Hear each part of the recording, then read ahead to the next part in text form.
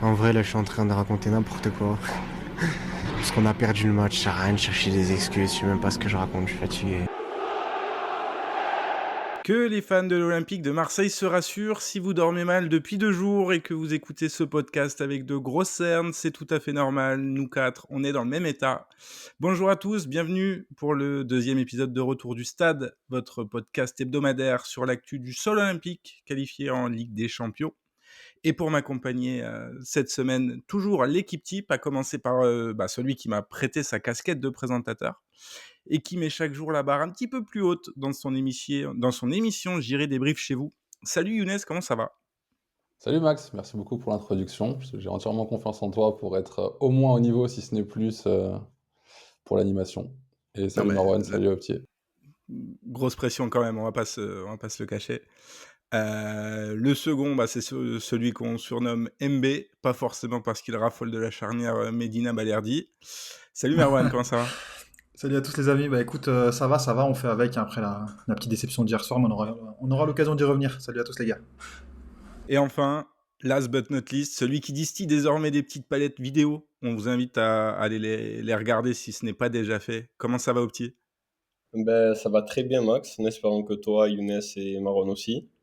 Ravi d'être de retour dans le retour du stade, en espérant, comme la semaine dernière, que ça fasse une petite thérapie post soirée européenne. Ouais, j'ai l'impression que ça va être une petite thérapie collective. On a pris quasi 24 heures pour digérer un petit peu ce qui s'est passé hier soir. Donc on enregistre Mhm. mercredi fin de journée. Peut-être avant de démarrer et de rentrer dans le vif du sujet, deux petits points, deux petites informations à vous donner. La première, déjà immense merci. Je pense qu'on est on est d'accord tous les quatre pour vous dire grand merci pour les retours, les écoutes, les conseils. On a vu les chiffres défiler depuis mercredi soir et jeudi matin dernier. Top 3 catégorie sport aux Pays-Bas pour avoir lâché la titularisation de Jeffrey Delange contre Lorient en exclu. Ça, c'est beau. Top 2 États-Unis, ça c'est vraiment le meilleur score et merci Opti, c'est grâce à ta tirade sur Timothy Weah. C'est beau, c'est beau. Et non, plus sérieusement, ça nous a beaucoup touché et puis on a commencé à imaginer la suite avec des petits habillages sonores, des petites surprises qui arriveront au fur et à mesure des émissions. Et petit message aussi, on a bien vu le message concernant YouTube. Et là, je me tourne vers Younes. Ça demande une petite logistique supplémentaire. Alors, c'est pas une promesse pour le moment, mais vous inquiétez pas pour ceux qui préfèrent voir et écouter sur YouTube que sur les autres plateformes. On essaye de trouver une solution pour vous. Le deuxième point, et là c'est le moment un petit peu solennel de l'émission, c'est qu'on s'est déjà fait strike par X. Aïe, aïe, aïe. Donc n'hésitez pas à mettre des grands tweets, hashtag libéré RDS. Pour être totalement honnête, je pense qu'on est tous les quatre sans explication depuis une semaine. On cherche une solution. Donc si quelqu'un connaît quelqu'un qui connaît quelqu'un, n'hésitez pas à venir dans les DM. Tu connais Elon Euh, Musk? Ouais, ou qui connaît Elon Musk directement. Allons directement à la source du problème, si vous avez des petits contacts. On Vous avez votre restera théorie, vous, pas. sur la suspension, les gars? Moi, je pense que c'est nos talents de graphiste, hashtag ChatGPT, qui nous ont fait strike. Parce qu'en gros, on vous explique, le motif qui a été invoqué, c'est le fait que... Enfin, je crois que c'était quoi contenu inauthentique ou quelque chose comme ça? Exactement, ouais. Je pense qu'il y a un petit scan du robot X qui s'est dit bon, une photo générée par l'IA, parce que on va pas se mentir, personne n'est graphiste ici, avec une page qui prend 1000-1500 abonnés en 24 heures, bon, on va les strike de manière préventive. Je pense qu'on s'est fait strike pour ça, donc écoutez, on essaye de résoudre la chose, mais pour l'instant c'est un peu compliqué. Voilà. C'est voilà. Donc pour le moment, le plus simple, c'est de nous retrouver sur nos 4 arrobases respectifs, Optimistery, Younasri, Marwan Belkacem, Max Vendrel. On va pas rester de toute façon sans support dédié. Cette émission-là, a priori, elle va se faire sur nos 4 comptes au niveau de la promo. Mais d'ici une petite semaine, il y aura soit le retour de l'ancien compte, soit quelque chose de nouveau qui va se créer.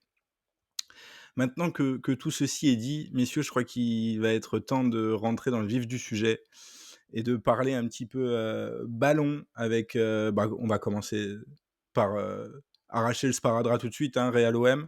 Avant de rentrer sur le contenu, dans cet ordre-là, Marwan, Younes et Opti, en un mot, ce que vous retenez 24 heures après la rencontre. En un mot, défaite encourageante. Ça fait 2, mais on accorde. Enrichissant pour moi. Et Et Opti. pour moi, ça sera frustration. Il y en a un peu pour tous les goûts.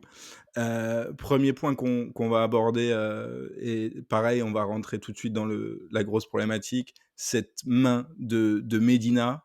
Est-ce que l'OM est rentré dans le Hall of Fame des clubs qui se sont fait voler à Bernabeu? Younes, je te vois lever les yeux au ciel. On va commencer par toi. Voilà, avec 24 heures, juste cette main-là. On va pas parler des autres mains, on va pas revenir sur le reste. Juste celle-ci, vers la 80e. En fait, ça me fait sourire. Ça me fait sourire déjà au moment où il la siffle, parce que je la trouve tellement ridicule et en même temps tellement pas surprenante. Quand on se remet un peu la bobine du match, qu'on voit la désolation de l'arbitre, en tout cas, c'est ce que son corps dit au moment où il met le rouge à Carvajal. On a l'impression qu'il s'excuse presque de lui mettre ce rouge-là. Et le fait que ça intervienne peu de temps après, il y a un sentiment de compensation assez naturel qui émerge. Et je pense que c'était les commentaires de beaucoup de chroniqueurs aussi après le match. Et à froid, le lendemain, le fait de voir beaucoup de supporters de clubs différents parler de cette main et de pleurer encore une fois au grand favoritisme dont jouit le Real Madrid sur la scène européenne, bah, ça fait plaisir en fait de voir son club mis à la même enseigne que tous ces clubs qu'on avait vu défiler jusque-là, que ce soit Barcelone, Chelsea, la Juventus avec Messi à l'époque. Donc j'ai préféré le prendre comme ça. C'est vrai que c'est une quasi-unanimité, hein. Moi, j'ai regardé un petit peu, et pas que les médias français. Les médias français Chiringuito. étaient parfois un petit peu modérés. À l'étranger, ça fait plutôt l'unanimité. Tout le monde pense que cette main-là, elle est quand même assez hardcore à siffler. Elle a été sifflée sans aide vidéo, rien, vraiment en direct, grâce aux yeux suiversoniques de monsieur l'arbitre. Opti, même constat pour toi. Je sais, on en a parlé avant l'émission, mais pas main de Medina. Franchement, c'est inexplicable. En fait, il y a deux éléments pour qu'elle soit pas sanctionnée en théorie. C'est que elle est la conséquence d'un rebond et elle est sur un tacle glissé. Donc, tu as beau cocher deux cases qui normalement ne justifient pas le fait qu'elle soit sifflée, elle est quand même sifflée parce qu'il y a une case qui est beaucoup plus grande que les cases des règles du jeu. C'est la case Real Madrid. Et je crois qu'on l'a tous découvert. Alors, c'était un plaisir de visiter Santiago Bernabéu, de voir notre équipe rentrer sur la pelouse. Mais honnêtement, allons visiter l'Etihad, allons visiter l'Emirates Stadium, le Camp Nou qui va bientôt renaître, et peut-être le Juventus Stadium. Mais Bernabéu, rendez-vous dans 5-6 ans. C'est pas un rendez-vous que j'ai envie de recocher rapidement. Ça aura pas changé, hein. Et du coup, Marwan, la question que j'ai envie de te poser avant qu'on clôture ce mini-débat, qui n'en est quasiment pas un, mais que devait faire Medina avec cette main? Où devait-il la mettre? Bah écoute, c'est une excellente question, parce qu'en fait, moi, ce qui m'a agacé, c'est cette main, mais aussi la façon dont les mains ont été gérées dans le match, parce que je pense que j'étais pas le seul, mais j'ai regardé la Youth League, les minots juste avant, et l'OM concède un penalty sur un coup franc du Real Madrid qui est tiré, et finalement, il y a un joueur de l'OM qui pose sa main sur son épaule pour avoir le coude en avant, et il se tourne et donc touche le ballon, on voit que c'est un mouvement qui a l'air volontaire, et ce même cas s'est posé contre l'OM pour le Real Madrid, et finalement la main de Militao n'a pas été sifflée, et derrière tu te prends cette main pourrie. Et en fait, pour moi, ça amorce un débat qui est plus global, c'est déjà les mains, on n'y comprend rien, mais aussi et surtout, sans même parler que des mains et de la compétence des arbitres, il y a de plus en plus de règles et d'interprétation des règles qui sont là pour qu'on arrête de penser en fait dans le football. Il y a des situations noires, il y a des situations blanches, et finalement l'humain on l'oublie. Bah, tu me poses très bien la question, quoi. Qu'est-ce qu'il devait faire de sa main, Medina? Parce que c'est bien beau, on fait des règles pour sanctionner l'usage des mains dans le football, très bien, mais on oublie que les humains ont des mains. Donc il y a forcément des cas où ça va se poser, où il y aura des mains involontaires. Là, très honnêtement, je ne sais pas ce qu'il aurait pu faire d'autre, Medina, mais on les siffle quand même. Donc assez révolté, sincèrement, moi c'est des choses qui m'agacent parce que bon, on y reviendra, c'est un débat qui est beaucoup plus large, mais dans le débat public, je trouve qu'il y a des choses qui sont même extrêmement mal gérées, ne serait-ce que par les observateurs du football. Je pense notamment sur un autre cas, le cas Alvarez, vous savez, quand il avait eu sa double touche sur le penalty et tout le monde avait dit non, mais c'est le règlement et tout, alors qu'au final, il faut prendre un zoom x78 pour voir la double touche. On oublie un petit peu l'humain et je pense que c'est un cas qui l'illustre très bien. C'était On contre aura le même peut-être club l'occasion d'ailleurs. Et d'ouvrir des débats un petit peu sur tout ça quand les semaines seront un peu moins chargées. Younes, je te vois me faire un grand signe. ouais, justement, je voulais rebondir sur le parallèle que faisait Marwan avec la Youth League, c'est qu'il y a une légère différence entre les deux mains, et qui pour le coup est une circonstance aggravante pour Militao, c'est que Militao, il étend la surface de son corps avec son coude qui sort un peu de son corps, pardon, alors que sur le coup franc, le joueur de l'Olympique de Marseille, le défenseur, n'étend pas la surface de son corps puisqu'il a son coude qui protège son visage. Donc c'est la seule différence qu'il y a entre les deux actions, et pour le coup, elle devrait justifier que bah, normalement, on devrait avoir une forme de cohérence ou à minima la main de Militao sifflée. Après, je pense que le but de ce podcast, c'est pas de parler d'arbitrage. Il y a des clubs en France qui le font beaucoup mieux que nous, donc on va leur laisser ça et on va peut-être parler un peu de foot. C'est vrai que c'est une sale période. On a vu 2-3 débats arriver quand même ces 2-3 derniers jours, mais des débats qui ont déjà été élevés un petit peu l'an dernier, hein, donc on Mais qui n'était pas reviendra. audible à l'époque. Exactement. Mais voilà, pour une question de sémantique, tout avait été mis sous le tapis. Bon, que chacun se débrouille un peu désormais. C'est un peu le lot de chaque équipe de porter à chaque fois qu'elle se fait avoir ce petit débat public. Le Si on clubisme. revient sur le match, donc pour ceux qui écouteraient le podcast et qui n'auraient pas vu le match et qui vivraient dans une bulle, le Real l'a donc emporté 2-1 grâce à un doublé sur penalty de Kylian Mbappé. On est 24 heures après le match, on a eu le temps de digérer un petit peu. Opti, qu'est-ce que tu retiens, toi? J'ai vu, moi, il y a quand même pas mal de gens qui conservent beaucoup d'optimisme, sans faire de mauvais jeu de mots avec ton pseudo, mais on a vu quand même beaucoup de messages assez flatteurs sur la presta. D'autres, au contraire, sont ultra polarisés et disent vu le nombre d'arrêts de Rulli, notamment, c'est quand même pas une bonne perf. Est-ce que toi, tu as un avis plutôt tranché d'un côté ou de l'autre, ou justement tu es un peu au milieu 24 heures après? C'est particulier d'évoquer ce match parce que il se découpe. Il y avait deux parties qu'on savait qu'elle allait avoir lieu, c'est-à-dire le début de match et le déroulé de la rencontre selon le score qu'allait être à la 25e, 30e. Et le troisième match qu'on n'avait pas prévu, c'était le match en 11 contre 10. Alors, comme prévu, on se prend la tempête de Bernabeu à l'entrée des joueurs et ça souffle. Mais ça, c'était prévisible et je suis pas sûr qu'il faille mettre en avant une faiblesse particulière de l'OM pour se prendre tempête sur la première des Madrilènes touche à Alonso à domicile. Les Madrilènes étaient plutôt bien inspirés, il y a des joueurs de haut calibre de tous les côtés. Le moins connu de tous, Antoine, était peut-être le plus énervé. Le plus énervé.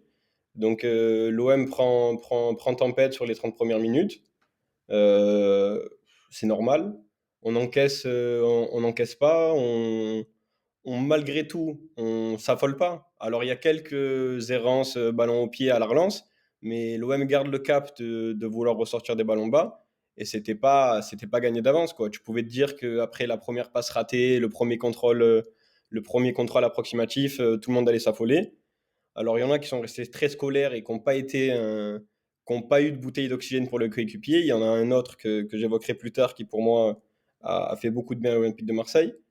Mais l'OM vient un début de match compliqué, mais arrive à survivre. Et pire, arrive mieux, par contre, excusez-moi, arrive à piquer deux, trois fois et il y en a une qui fait mouche. Alors, sur une erreur madrilène, certes, mais de la même manière qu'on aurait vilipendé les Marseillais si on avait encaissé sur une de nos erreurs, euh, on va valoriser le fait de marquer sur une erreur madrilène. Il faut la Et après provoquer ça, aussi, l'erreur, pour le coup. provoquer, ouais, Elle tombe pas du ciel. de la même manière que, on va dire qu'on provoque nos erreurs, que nos erreurs elles sont de notre fait, les erreurs madrilènes, on va se les approprier parce que Arda Güler, il peut être en dilettante. Si Mason Greenwood ne va pas lui chercher le ballon, on l'aurait pas eu. Donc du coup, t'as ce premier match-là avec la tempête où tu marques pendant la tempête, se rééquilibre les débats jusqu'à l'exclusion de Carvajal, où malgré une petite domination madrilène avec plus d'occasions de leur côté, tu arrives quand même à faire beaucoup plus de phases de possession et à développer ton jeu. Et vient le moment où un troisième match est censé démarrer, en 11 contre 10, où là, je pense que peu importe l'avis qu'on a sur la justesse ou la justice d'être seulement un partout à la 70e minute, tout le monde se dit, bon, on a 20 minutes pour l'histoire. Et personnellement, une chose que j'arriverai pas à expliquer, beaucoup vont dire c'est le coach, d'autres les joueurs, je prendrai pas le parti de trouver un responsable à ce qu'on a vu pendant 20 minutes. Je pense qu'il y a un peu des 2. Mais très, très c'est pour ça que j'avais le terme frustration en tête, c'est qu'à la 70e minute, c'est un joueur de plus et tu vas faire 20 minutes vraiment vraiment très, très, très, très faibles, très, très frustrantes avec très peu de consistance, alors que tu aurais dû aller faire quelque chose, dans ces 20 dernières minutes. Justement, Younes, tu quand même, toi, beaucoup plus, alors pas dithyrambique, mais beaucoup plus positif quand tu as évoqué ce match-là en amont. Est-ce que ça veut dire que toi, ces 20 dernières minutes-là, tu les exclus un peu de ta conclusion globale?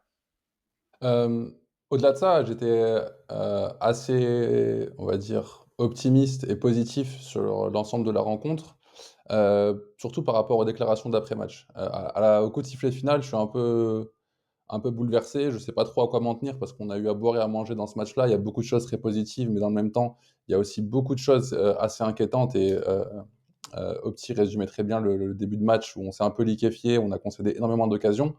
D'ailleurs, sur ce point-là, je pense que ce qui est salvateur pour nous à ce moment du match, c'est l'occasion de Douéa, où certes, il joue très mal le coup parce qu'il y a Greenwood à servir dans l'axe, mais cette première occasion où sur ta première transition, tu vas conclure par une frappe, ça a été une bouffée d'oxygène pour l'équipe et je pense que ça les a aidés à prendre confiance en comprenant qu'effectivement, on allait prendre des vagues, mais qu'on aurait aussi notre mot à dire dans ce match-là. Donc, je n'incriminerai pas Weah sur cette action-là parce qu'en vrai, cette action a eu un symbole un peu plus fort que ce que elle traduit réellement.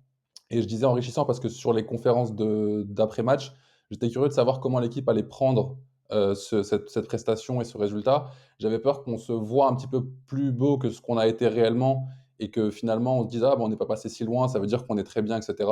De Zerbi a été très lucide, je trouve, en pointant du doigt, et on y reviendra plus largement, mais en pointant du doigt les lacunes qu'on a eues à différents moments du match, au tout début notamment, et à 11 contre 10.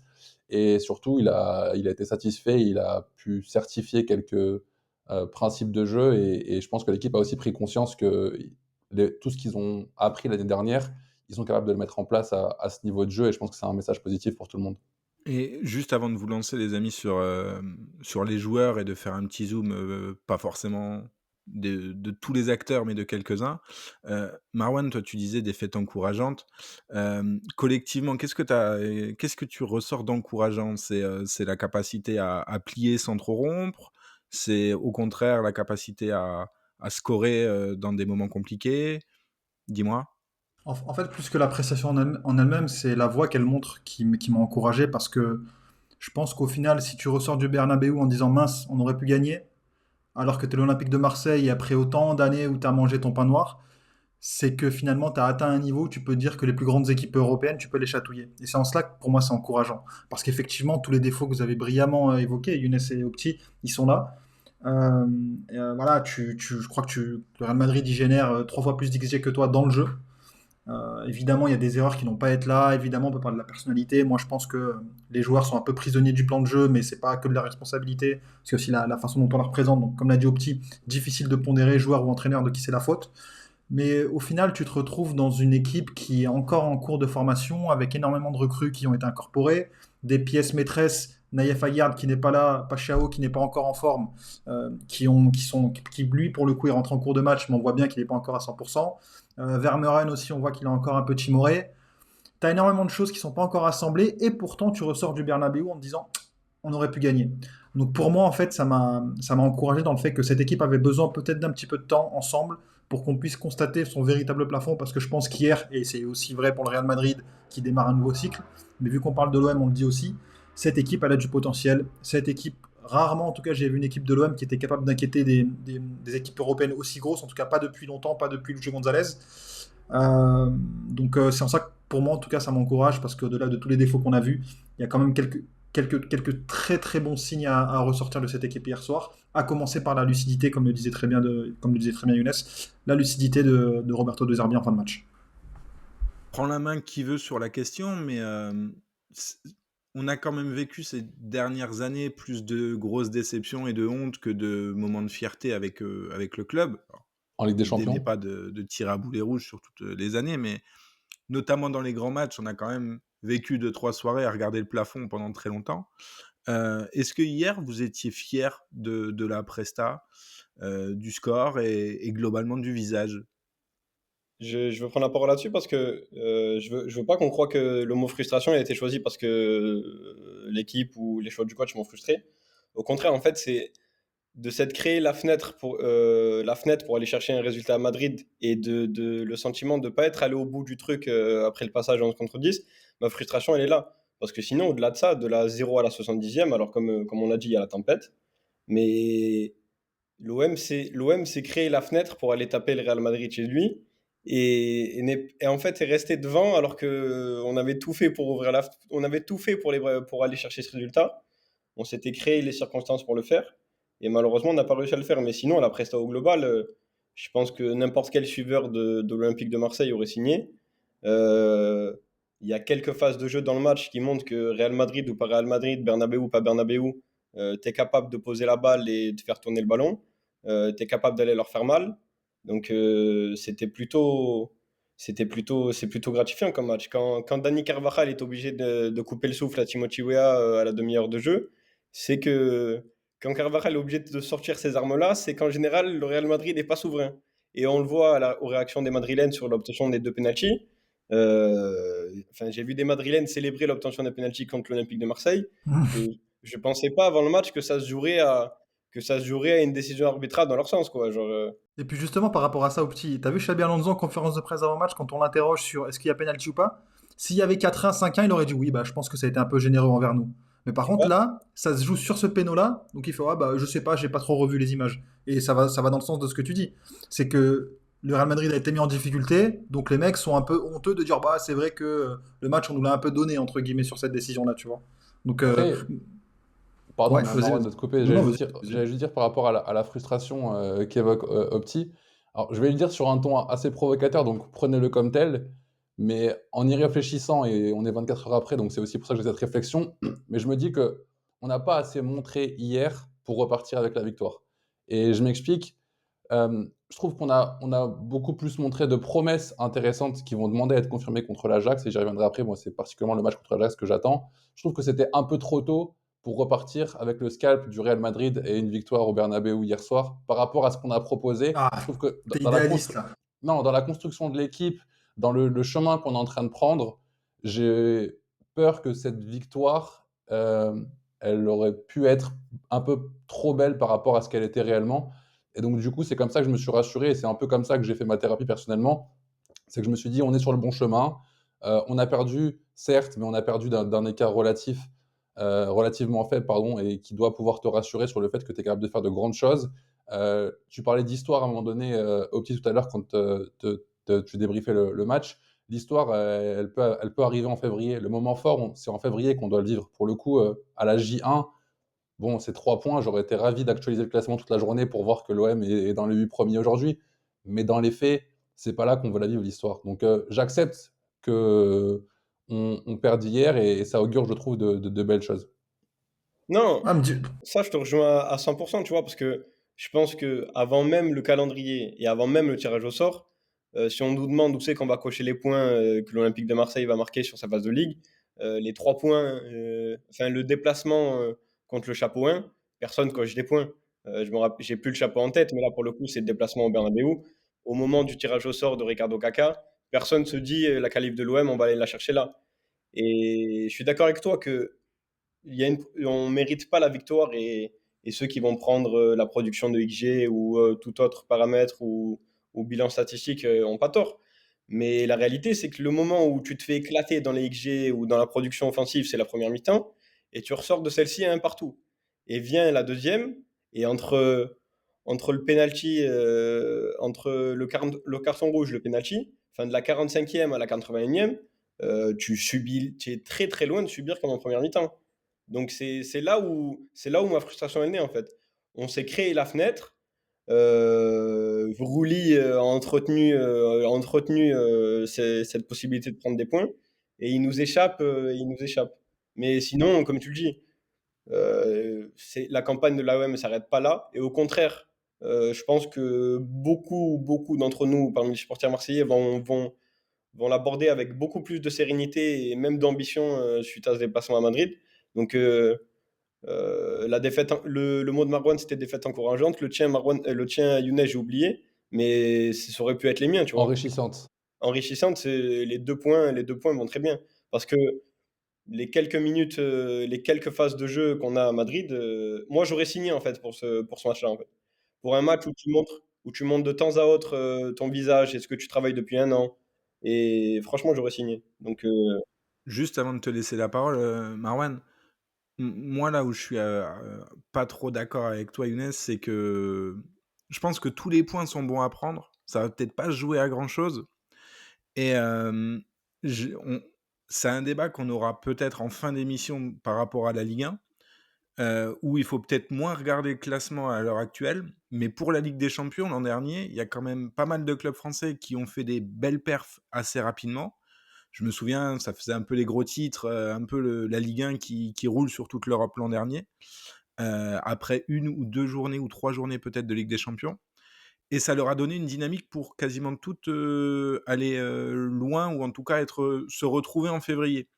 Le seul qui avait un peu de retard à l'allumage, c'était le PSG, mais qui l'a rattrapé sur les derniers matchs. Et je ne sais pas, aujourd'hui, en fait, j'aurais préféré avoir un peu d'avance qu'un peu de retard, qu'importe le contenu, et qu'importe si c'était volé ou pas volé, parce que on avait fait le calendrier et on s'était dit que janvier, ça pourrait être décisif, que janvier, il y a Liverpool, que j'ai pas envie de jouer Liverpool en me disant c'est ce soir, enfin tu vois, c'est victoire ou la maison. Non, bien sûr, et je vais laisser Marouane répondre, je pense, parce que lui aussi avait un petit bémol, je pense, à apporter sur Ouais, ce non, qu'on vient mais de en dire là. fait, c'est ça, ouais. Pardon, je Ah, voulais juste pardon, clarifier sur ce point, on est entièrement d'accord sur le fait que tous les points, pardon, sont bons à prendre, et que dans la position où on est, où effectivement on va sans doute cravacher jusqu'à la fin, et que chaque point, peut-être même chaque but, vu la différence de but, va compter, bien évidemment qu'à ce compte-là, les 3 points, ou à minima le point, aurait été plus que le bienvenu. Je ne veux pas qu'on se méprenne sur ce que je viens de dire. Je parle juste dans une logique plus globale de notre projet de construction de la route qu'on est en train de faire, et cetera. J'ai essayé de relativiser, comme ça. Ouais, mais totalement. Et puis là, je pense que moi, c'est un truc qui va me suivre de toute façon sur toute la campagne de Ligue des Champions et qui me suivra. Alors, absolument pas sur la Ligue 1 où je serai beaucoup plus peut-être regardant sur la Ligue 1 que la Ligue des Champions. Si il faut voler une équipe en Ligue des Champions pour prendre 3 points, qu'on tire une fois, type Marseille-Strasbourg sous Villas-Boas, et que tu prends 3 points, et qu'en face, ils sont dégoûtés parce qu'ils ont fait le match de leur vie, je vole n'importe qui, vraiment. Non, Et on est à d'accord. l'inverse, j'accepterai pas de ce genre de presta contre le Havre ou même contre une équipe un peu plus forte que le Havre en Ligue 1. Marwan, je te laisse Non, non, mais enfin ton tour, pardon. non, non, mais tu rigoles. Pour moi, enfin, je vais même pas être super long parce que t'as résumé ma pensée. C'est que moi, je pense qu'il faut faire attention à pas être trop poli parce que les moments, si tu veux les vivre en février, il y a aussi un processus. Parce que de l'autre côté, tu peux rapidement faire des perfs qui te permettent pas de rêver justement fin janvier, février pour espérer une qualif ou ne serait-ce qu'un barrage. Et surtout, tu parlais aussi d'une défaite qui est intéressante dans le processus parce que la victoire aurait pu être en trompe-l'œil. Mais moi, personnellement, j'ai confiance en. Pour le coup, c'est rare et c'est à souligner dans le staff et dans les hommes qu'on a à l'Olympique de Marseille pour justement tirer les leçons d'une éventuelle victoire avec tous les défauts qu'on a vus. Parce que je suis désolé, quand tu prends bouillon comme tu prends bouillon au début de match, et là pour le coup, je n'étais pas d'accord avec Opti. Oui, tu peux le prendre le bouillon au début de match contre le Bernabeu, mais des erreurs comme ça, je suis désolé, contre n'importe qui, pour moi c'est inacceptable.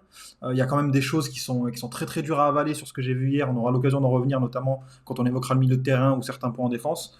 Euh, je pense qu'on a quand même les hommes pour analyser ça au club, tu vois. Et c'est pour ça que je vais m'arrêter là, parce que Maxime l'a dit, si je dois voler n'importe qui cette saison, je le volerai. Et même au global, le Real est bien au-dessus de l'OM, entre guillemets, dans le jeu hier. Mais l'OM, comme l'a très bien dit Opti, on a su créer des petites fenêtres pour essayer de les abattre à quelques moments clés. Et ça n'aurait pas été volé, sincèrement, on a déjà vu largement pire dans l'histoire du football en termes de hold-up, hein. Et Non, non, bien sûr, justement, ça, si on, pardon, si on juste, évoque les prestats un peu individuels, et je te donne le micro au petit, Marwan, tu as parlé du milieu de terrain.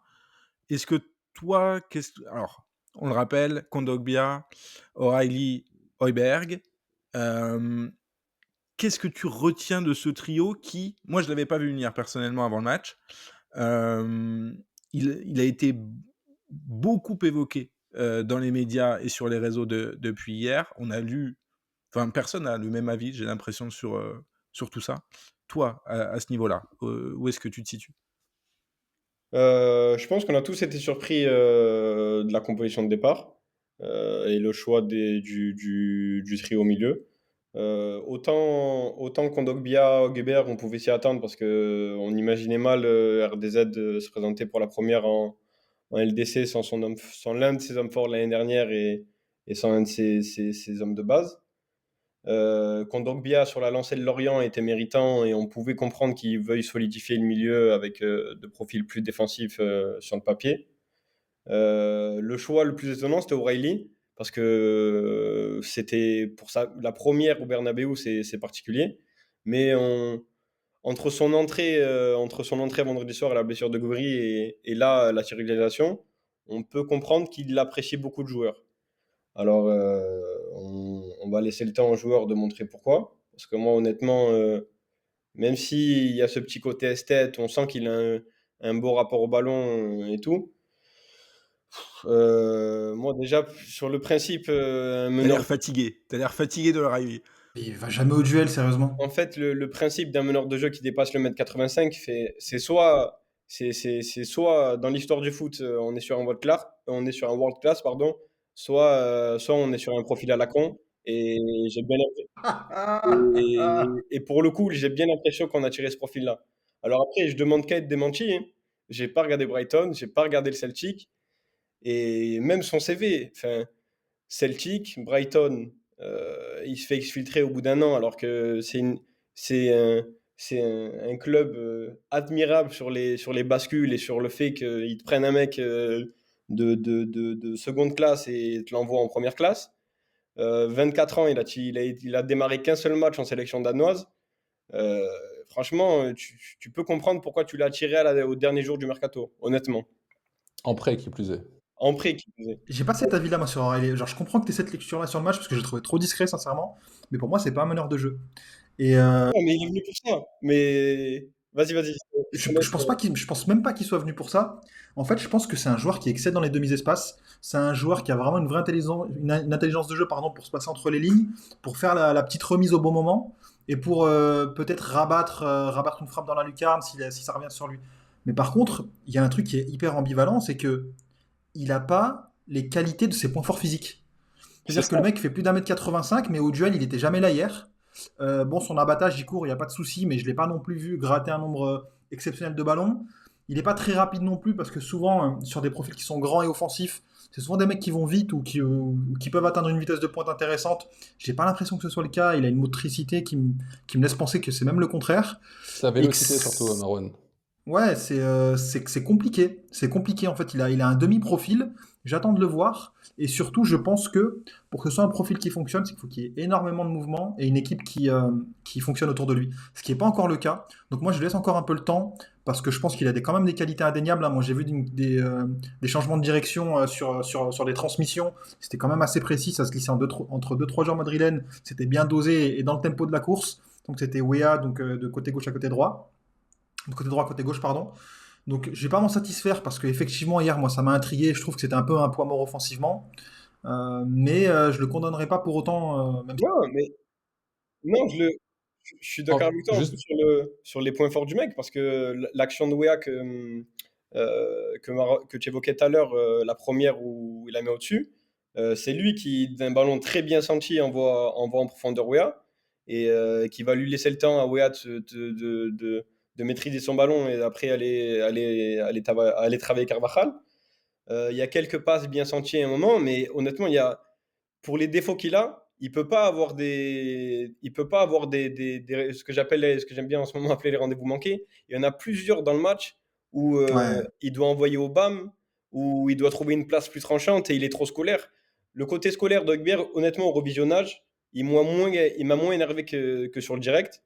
Mais lui, son côté scolaire, frérot, tu es au poste. Là, pour le coup, même si je suis d'accord avec toi, on va dire que c'est pas numéro 10. Là, pour le coup, tu es aligné numéro 10. Oui. Si on doit admettre que tu vas pas au duel, que tu es pas très rapide, que patati patata, dès qu'on trouve une fenêtre pour trouver une passe tonitruante, on veut que tu la fasses. Alors quand tu recycles des possessions comme Højbjerg, alors que tu joues 25 mètres plus haut, enfin, Je suis honnêtement, d'accord. Je suis d'accord. les gars, Emerson, il a été plus tranchant dans le camp adverse que lui. Je suis d'accord. C'est dire le manque de personnalité du mec dans ce qu'il a apporté. Emerson, on l'a vu, que ça soit par des courses ou même à un moment, il a porté le ballon, il a éliminé 2-3 Madrilènes. Tu te dis, si ton latéral gauche remplaçant sur le papier, il a plus de courage que toi dans le camp adverse, franchement, je comprends, tu Je vois, suis, comment tu évoques le profil, mais en fait, tu évoques un profil sur lequel, autour de qui on doit construire, mais frérot, il a en pris un an, j'ai pas envie de construire de Je lui. suis d'accord avec toi. Je suis d'accord avec toi. Et il y a un point, et je vais te laisser enchaîner après Younes, excuse-moi. Euh, je t'en prie. il a été performant dans des équipes qui sont ultra dominantes. La seule, le Celtic.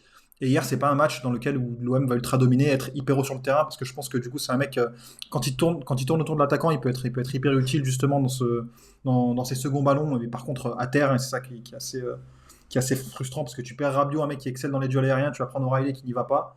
Et je pense que lui, il faut qu'il tourne autour d'un attaquant pour avoir les espaces et rabattre. Mais écoute, on verra, et puis je vais laisser Younes enchaîner. Moi, je suis un petit peu entre vous deux, moi, par rapport à O'Reilly. Je suis d'accord avec toi, Marwan, sur ses qualités. Je pense que tu les as très bien résumées. C'est un joueur de dernier tiers. Et le problème, c'est que c'est un joueur unidimensionnel, c'est-à-dire qu'il convient qu'à un seul système de jeu et que dans une seule configuration, qui est celle d'un OM qui accule son adversaire dans son camp, dans sa surface. Et effectivement, c'est un très bon joueur de surface. À la dernière passe, il est très bon. J'ai regardé ses compiles de sa saison boostée en stats au Celtic. Dernière passe, il est excellent. Devant le but, il est très, très précis, très froid. Il a souvent le bon geste. Il est souvent là pour ramasser les seconds ballons sur les centres, etc. Donc ça, c'est un profil qui est très intéressant. Après, là où je rejoins Opti, on a regardé le match de Lorient ensemble au stade et on s'est fait la même réflexion, c'est qu'effectivement, ça manque beaucoup de créativité, ça manque beaucoup d'agressivité. C'est un joueur qui est très discipliné, hein. Dès qu'on perd le ballon, c'est le premier, vous le remarquerez à chaque fois, qui va initier le contre-pressing. Donc ça, je pense que Roberto De Zerbi appréciera et c'est à mon avis ce qui l'a conduit à le titulariser hier soir. C'est un joueur très fiable dans ton animation défensive et sur le fait qu'il va jamais tricher et toujours faire les bonnes courses pour ça. Mais dans le duel, ça reste quand même un peu mou. Ça se fait bouger facilement. Il a tendance à ne Il pas va être pas, quoi. trouvé ou à disparaître. Donc en fait, c'est un joueur qui peut être potentiellement précieux en Ligue 1.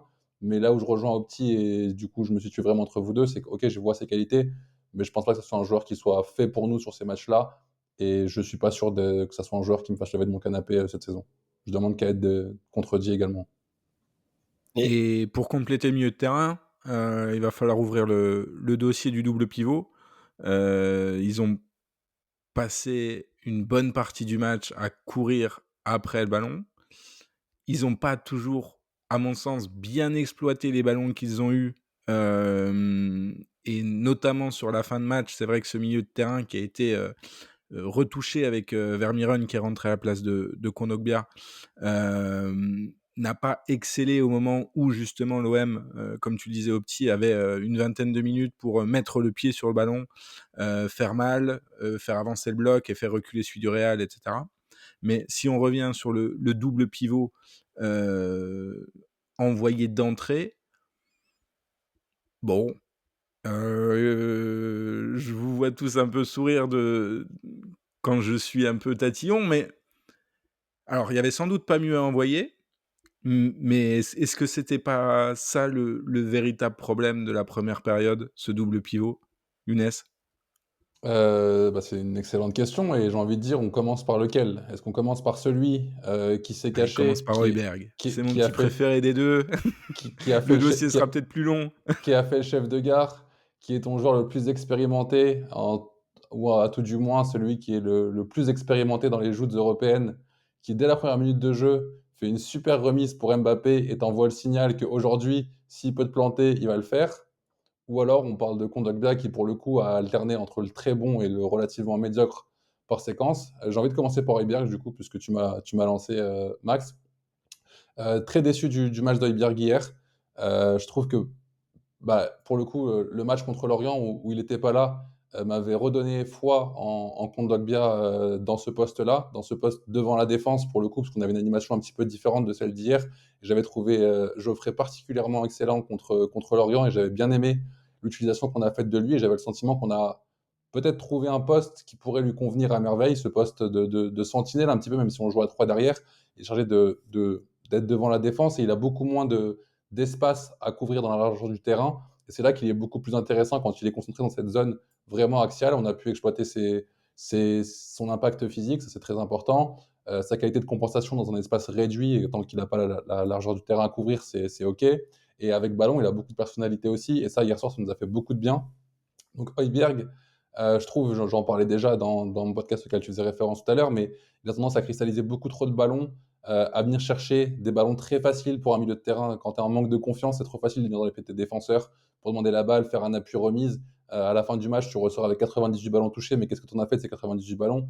Donc hier, il a été très peu présent au moment où l'équipe a eu besoin de lui, et il s'est contenté un petit peu de ce rôle transparent de quatrième relanceur, alors que finalement, on n'en avait pas besoin quand tu as un Mbappé en face qui fait la moitié d'un pressing. Donc particulièrement déçu d'Højbjerg hier. Et pour moi, si on doit considérer la question du double pivot, je pense que c'est lui qu'on doit cibler en premier sur ce type de match-là. Il aura d'autres utilités. Et je n'ai pas envie d'être ingrat non plus avec Højbjerg, parce que c'est un joueur que j'ai beaucoup défendu l'année dernière. Et j'ai beaucoup apprécié ce qu'il a apporté à l'Olympique de Marseille.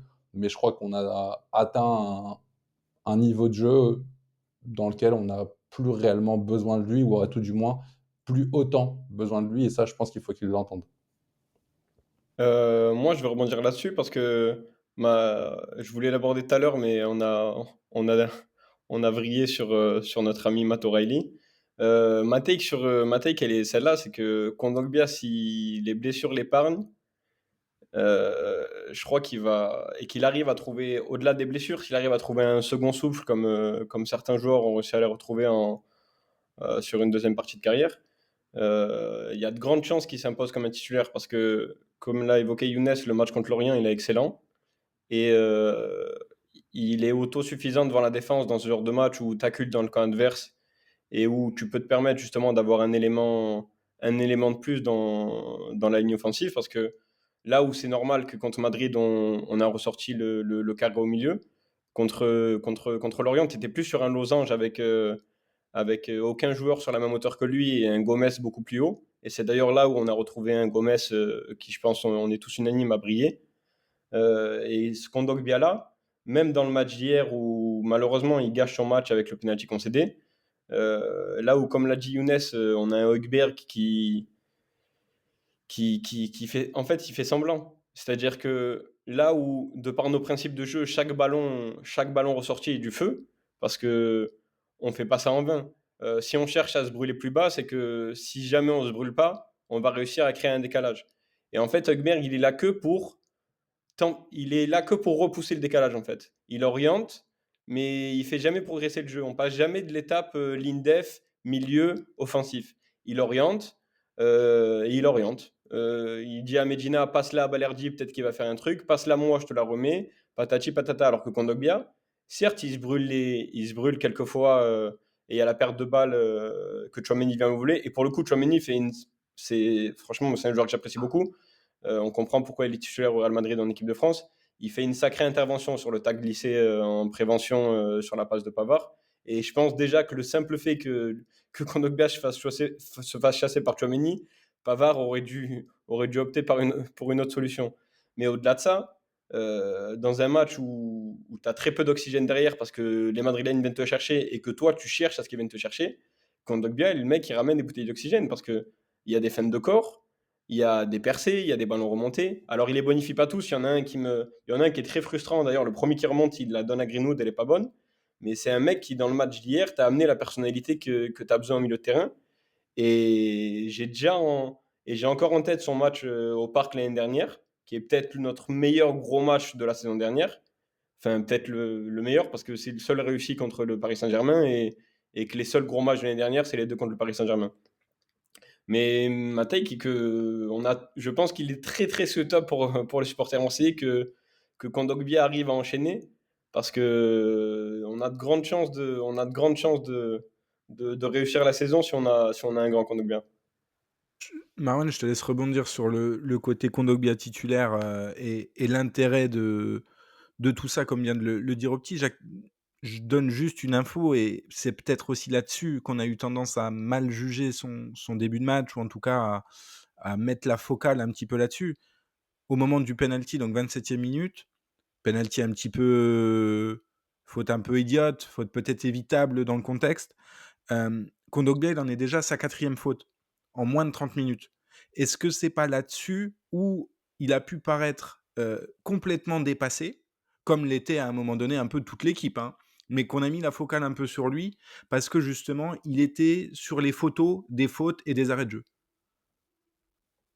Si, complètement. Et pour moi, tu pointes le doigt. Enfin, déjà, je suis complètement d'accord avec Opti sur pas mal de points. Et aussi avec Maxime, parce que c'est quand même une nuance qui est nécessaire. C'est que hier, c'est le meilleur milieu de terrain. Je pense que aussi un certain nombre de ses fautes, c'est aussi parce que c'est lui qui met le bleu de chauffe et c'est lui qui prend les risques. Et ça, c'est aussi à souligner. Mais il y a aussi pas mal de fautes débiles. Il y a aussi pas mal de fautes débiles. Il y a des prises de balles qui sont mauvaises. Et ça, je pense que ça va amener un débat qui est plus global. C'est que je pense que Kondogbia peut être titulaire à l'Olympique de Marseille et doit l'être au vu des forces en présence.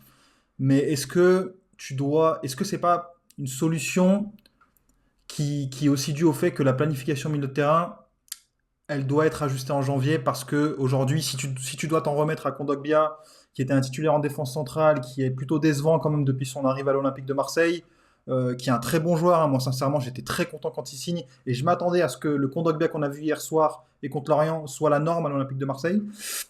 Je pense qu'il y a quand même un petit souci aussi parce que tu manques d'un profil qui soit véritablement fiable techniquement, défensivement dans le volume de jeu. Alors je sais, c'est un oiseau rare aujourd'hui, c'est ce que tous les clubs recherchent, mais je pense que c'était quand même un gros besoin de l'Olympique de Marseille et que Højbjerg, pour le coup, effectivement, n'est plus indispensable. Hier, on l'a très bien vu. Quand même, tu cherches à créer cette sorte de cocotte minute à la relance où tu prends énormément de risques pour créer le décalage derrière. Bon, on va pas vous faire un cours de tactique, vous savez comment ça marche. Et effectivement, Iberg ne te sert pas de soupape, il ne te sert pas à un peu retirer cette pression que tu te crées et à la bonifier. Et finalement, lui fait uniquement que prolonger le calvaire derrière. Et il se cache sur plein de. Enfin, il se cache. En tout cas, c'est l'impression que ça donne visuellement. Je n'irai pas jusqu'à dire que c'est une intention, mais en tout cas, son jeu ne te permet pas de tout simplement d'enlever cette pression derrière. Et moi, je vais même aller plus loin, c'est que Iberg, c'est pas simplement cette saison qu'il a ce souci-là. Il avait déjà ce souci, notamment sur les transitions défensives, où il est insuffisant sur les replis, dans les courses. Si le joueur n'est pas à proximité immédiate, il avait des grosses difficultés pour intervenir. Mais il y a une chose qui a changé cette saison, c'est que le niveau s'est élevé. Le niveau collectif s'est élevé et c'est beaucoup plus criant désormais qu'Højbjerg. Il y a quand même quelques petites limites au milieu de terrain. Je n'irai pas jusqu'à l'enterrer parce qu'il a quand même des vraies qualités. Mais moi, je trouve que ce n'est pas un joueur qui est forcément adapté au jeu de Roberto De Zerbi. Si Postecoglou n'a pas jugé bon de l'utiliser pour un jeu qui, allez, je dirais pas qu'il est similaire à Roberto De Zerbi, mais avec des principes entre guillemets qui sont copains, je pense pas que ce soit quelque chose qui soit dû à des critères extrasportifs non plus, même si ça a pu jouer parce que je crois qu'il part, il est à 1 an de la fin de son contrat à Tottenham, donc ça, c'est des choses qui peuvent jouer, mais je pense que quand on fait l'ensemble de cette formule, on a à la fois Højbjerg qui est plus aussi indispensable qu'avant, même si pour moi ça remonte aussi à la saison dernière. On a Kondogbia qui doit être titulaire, mais le vrai problème aussi, c'est que on n'a pas le choix. On n'a pas le choix aujourd'hui, c'est que on manque de certitude de milieu de terrain et je pense qu'en janvier, on va devoir se tourner vers le marché pour combler ça. Si Vermeuren ne s'impose pas, et j'ai quelques espoirs en lui. Ouais, c'était justement mon point en plus. J'allais dire, j'ai l'impression que tel qu'on le décrit et tel que le besoin se présente, c'est un poste qui est taillé pour Vermaelen. Et donc, on a hâte de voir comment il va évoluer et est-ce qu'il va réussir à être à la hauteur de ces attentes-là. Par rapport à Højbjerg, je pense qu'en fait, l'année dernière, on est tous d'accord pour dire que pour Roberto De Zerbi, c'était le premier nom qui se couchait sur la feuille de match. Et cette année, il ne s'agit pas de l'enterrer, hein, c'est juste de dire qu'il est plus aussi indispensable, il doit plus être aussi important. Et ça va être très important, je pense, pour l'Olympique de Marseille, de réussir à s'émanciper un peu de Pierre-Emile Højbjerg, qui, à mon sens, dictait beaucoup trop de choses dans le jeu. Et l'année dernière, je trouve qu'on peut lui imputer beaucoup de phases où le côté un petit peu stérile, le côté où on fait tourner la balle, pouvait lui être imputé parce que par ses déplacements, par le fait qu'il soit toujours en train de tenir une manette de PlayStation dans la main et dire aux autres de comment jouer, je trouve qu'il insuffle beaucoup ça. Après, sur Kondogbia, Marwan, tu parlais de fiabilité technique totalement. Je pense qu'en vrai, pour Geoffrey Kondogbia, on peut juste parler de fiabilité tout court. Et tu parlais d'erreurs de planification sportive. Je pense pas que ça soit très lucide et raisonné d'ambitionner de faire la saison avec Kondogbia quand tu connais toutes les blessures qu'il a eues et son incapacité à enchaîner les matchs. C'est un joueur qui est relativement fragile. Il a quand même 31 ans ou 32 ans si je ne me trompe pas.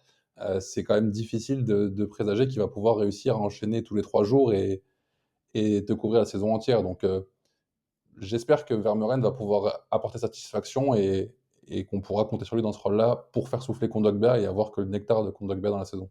Mais du coup, vous, Vermeeren, par exemple sur un match comme hier, si Vermeeren arrive à s'acclimater à l'équipe et à faire sa place, vous le voyez comme un, vous le voyez comme un remplaçant à Kondogbia, vous le voyez comme un remplaçant à Højbjerg, vous pensez qu'il peut prendre la place des deux, genre vous voyez une possibilité Højbjerg ne doit plus jouer. Pour moi, Højbjerg, idéalement, ne doit plus être titulaire olympique de Marseille, pour l'instant en tout cas. Pour moi, Vermeeren, ce serait un complément ou éventuellement un substitut si Kondogbia n'est pas fit. Mais Hmm. pour moi, on doit arriver à un milieu de terrain. En tout cas, en tout cas sur le match d'hier, j'ai trouvé qu'un Angel Gomez, il a manqué derrière.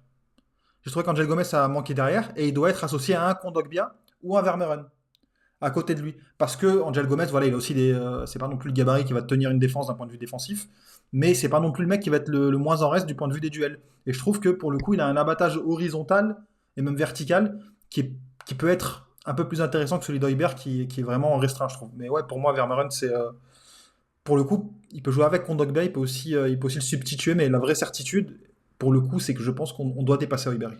Moi, C'est dur, entièrement mais après de. je suis entièrement d'accord avec Marwan. Pour moi, l'association que tu dois avoir au milieu de terrain, c'est ou Kondogbia Gomez, voire Vermeeren Gomez, quand tu veux faire souffler Kondogbia ou qu'il est blessé, ou pour certains gros matchs où tu as envie de profiter de l'expérience de Kondogbia. Après, j'ai bien aimé l'animation à Lorient avec Bilal Nadir aussi. Et le fait d'avoir Kondogbia, Gomez, Nadir qui est un joueur avec beaucoup d'abattage au milieu de terrain, ça soulage énormément justement Kondogbia dans ces configurations-là. Et je trouve que ça donne une touche technique supplémentaire avec Gomez qui est intéressante et qui mérite d'être exploitée. Pour faire le lien avec ce qu'on disait sur O'Reilly tout à l'heure, je ne dis pas que Nadir est un joueur au niveau de ce que doit être l'OM sur les matchs comme hier soir, mais je pense compte tenu du manque qu'on a au milieu de terrain, on doit tendre vers ça. Et si on a la possibilité de le mettre en confiance et de le faire évoluer, j'ai envie de prendre le pari de faire progresser Nadir dans ce rôle-là. Si on se projette un petit peu sur l'autre match de la semaine, sachant que voilà, c'est encore une fois un match sur lequel l'OM va pas être forcément favori. Je ne sais pas si on peut parler de test hier par rapport au match contre le PSG, mais est-ce que dans le contenu ou dans l'attitude, dans les réactions à la fin du match, est-ce que ça vous a un petit peu rassuré dans la capacité que peut avoir l'OM à être présent dans des grands rendez-vous, comme il y en aura quelques-uns dans les semaines à venir? Younes, je te vois un peu hésitant. Non, non, pour le coup, je me demandais dans quelle mesure on pouvait comparer les deux matchs parce que c'est deux équipes vraiment différentes, même si le PSG est un peu poliforme et est capable d'avoir certains aspects du Real, notamment sur les transitions rapides. C'est une équipe qui a une palette beaucoup plus large et qui peut être beaucoup plus dangereuse parce qu'ils sont aussi capables de te confisquer le ballon et de te mettre en difficulté par rapport à ça. Euh, un des points négatifs de la soirée d'hier, on n'a peut-être pas suffisamment parlé par manque de temps, mais c'est l'entame de match de l'OM, où je trouve que pour le coup, on a pris en pleine poire l'intensité Ligue des Champions. On n'a pas connu du tout l'année dernière, hormis ces deux matchs contre Paris, dont un qui était biaisé, on l'avait déjà dit la semaine dernière. Donc je pense que l'équipe a un peu compris où se situait le curseur d'exigence et le curseur d'intensité sur ces rencontres-là. C'est important de le reproduire très vite dès dimanche, et c'est en ça que je suis content que ce match arrive très vite, pour le coup, parce faut le voir un petit peu comme une forme de bonne prépa qui est dans cette saison, c'est qu'on doit être à ce niveau-là tout le temps. Ce qui va se passer sur ces 5 prochains jours, c'est là qu'on doit être tout le temps cette saison, dans la qualité des passes, et si on prend l'entame du match notamment, refaites-vous juste les 15 premières minutes si vous le souhaitez, compter le nombre de passes des joueurs de l'OM qui ne sont pas appuyées correctement. C'est des passes qui arrivent, c'est pas un problème, donc ça ne se saute pas aux yeux comme ça, mais c'est des passes qui ne sont pas suffisamment appuyées et qui traduisent justement de ce manque d'intensité et du fait que tu as évolué pendant 35 matchs l'année dernière à un rythme un peu tranquille qui est celui de la Ligue 1. Donc par rapport à ça, j'ai du mal à me projeter sur le match de dimanche. Je ne sais pas vraiment quel visage le PSG va revêtir. Tout ce que je veux, c'est que l'OM puisse capitaliser sur ce qu'il a fait de bien hier soir, et on en a parlé. Et j'ai envie de le voir en place avec un Vélodrome qui va être en feu en plus et qui va beaucoup pousser. Je trouve qu'on doit enflammer ce match-là et se donner les moyens d'exister et de mettre en difficulté le Paris Saint-Germain. Et juste avant de se projeter concrètement sur le match de dimanche, alors là, c'est un petit peu difficile pour nous parce qu'on enregistre juste avant, le match du Paris Saint-Germain. Donc, on peut être tributaire de ce qui va se passer dans une petite heure, que ce soit dans le contenu ou dans les éventuelles, blessures et autres, qui pourraient arriver, dans le match. Opti, je voudrais te faire réagir à la citation de Mehdi Benassia hier qui disait: «En confiance avant Paris, c'est un grand mot parce que tu sors d'une défaite». Est-ce que toi, tu es d'accord avec ça? C'est du discours de communicant. Je l'imagine mal de exprimer être totalement en confiance quand, tout esprit rationnel peut très bien s'attendre à un match où l'OM se fait tarter. Alors je dis pas que c'est comme l'année dernière où, tu pars avec 90 de chances de faire tarter, mais il y a un monde où dimanche tu te fais tarter au Vélodrome. Heu et ça marquerait mal de dire: «Oui, je suis en confiance» et de se prendre une gifle, de se prendre une raclée dimanche. Donc je pense qu'il c'est un discours de communicant. Heu, je pense que l'OM va aborder ce match avec l'ambition de le gagner. J'ai pas trop de doute là-dessus. Tu sors d'un match contre le Real, où tu aurais pu le faire et où tu su te rassurer et produire. Je pense qu'au Vélodrome dimanche, tu vas avoir envie de faire pareil. Et là où c'est toi qui as pris tempête un peu, je pense que tu vas essayer de leur mettre tempête sur l'entrée de jeu. Alors, c'est pas dit que c'est fait.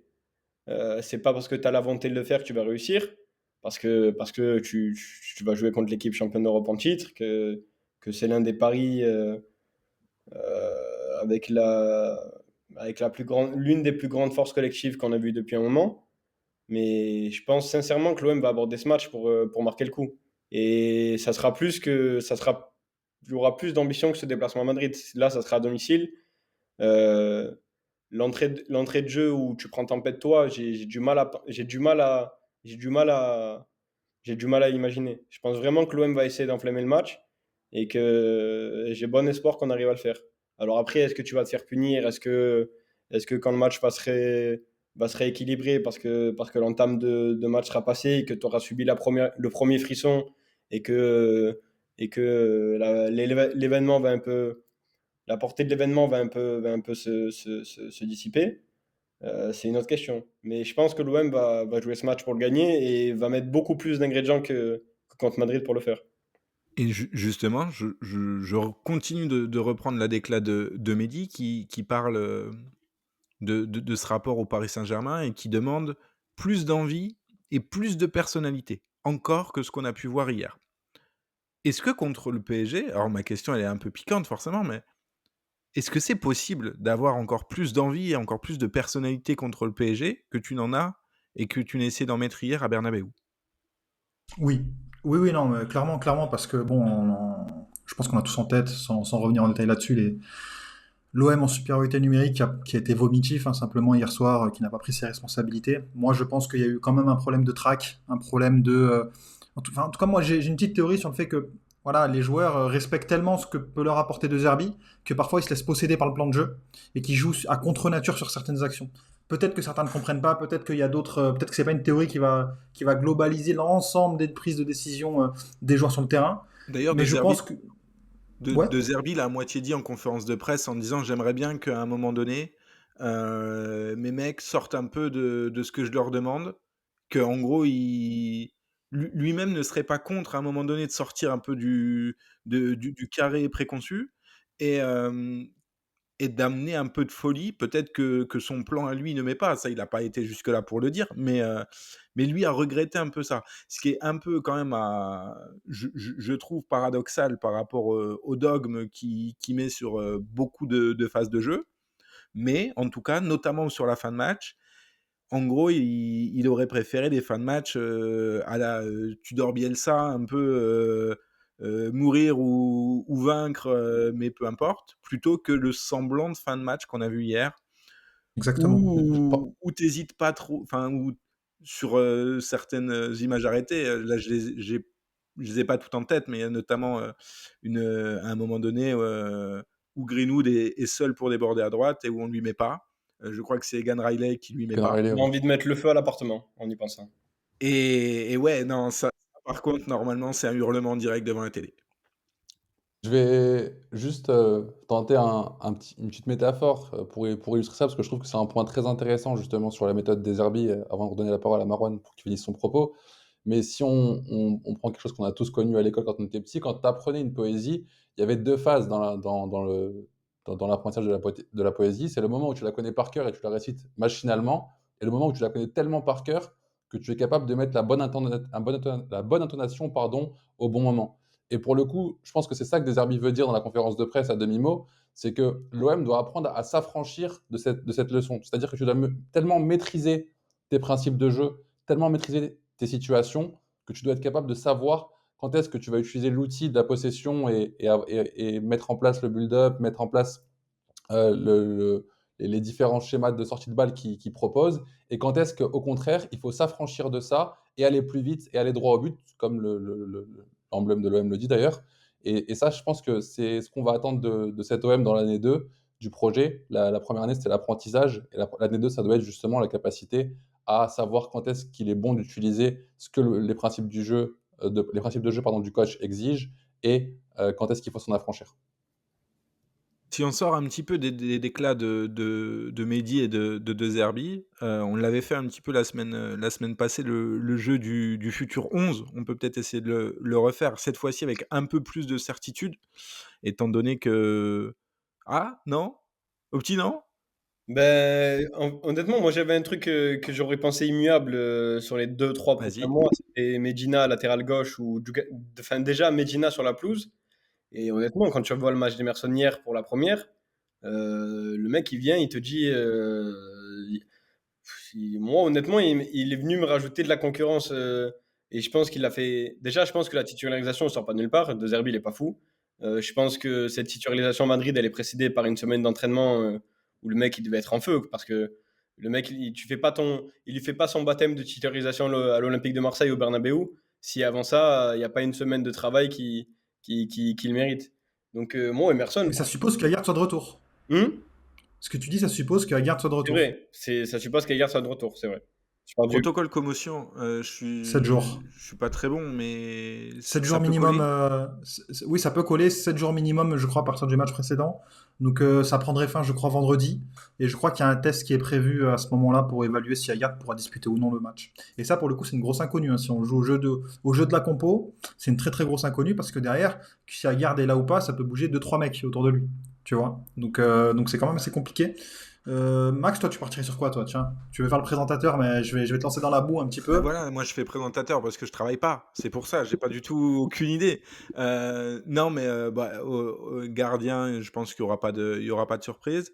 Moi, ma vraie question, si je devais en mettre une, c'est est-ce que tu tentes Peshao Titu? Est-ce que tu fais ce pari-là? Je pense pas, vu le match de Weah et le côté un peu immuable de Greenwood de l'autre côté. Greenwood, dossier sur lequel qu'on n'a pas ouvert cette semaine. J'espère qu'on pourra l'ouvrir positivement la semaine prochaine. Mais je pense que le trio offensif va être conduit. Grosse inconnue au milieu de terrain, à savoir, vu que tu n'auras peut-être pas beaucoup le ballon et que j'ai un gros doute sur les capacités de Gomez à être très utile quand il s'agira juste de courir après un ballon et de se décaler, de faire pivoter, enfin de bouger avec le bloc de gauche à droite.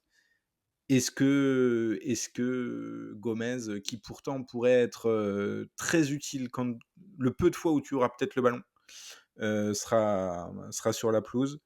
Et pour le reste, la défense, elle dépend complètement de l'inconnu à Gerd, qui, je pense, si il va bien, de ce qui est communiqué en tout cas, il n'y a pas eu de gros soucis après match, pourrait être là quand même.